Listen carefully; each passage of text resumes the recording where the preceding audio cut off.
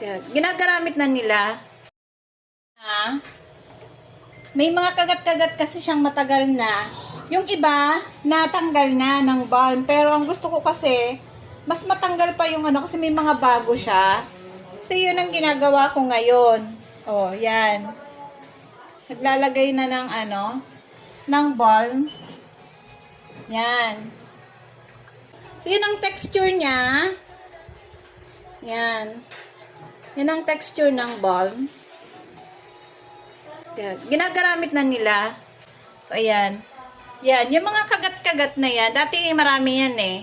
Kaya lang, dahil nagte-test na nga kami ng ganito, in-upgrade ko na siya ng in-upgrade. Kaya ganito na, itsura niya. Yan. So, tapos dito pa sa kabila. Yan. So, meron din, isang isa kong anak, meron din. Mas matindi yun, mas marami yun. Yan.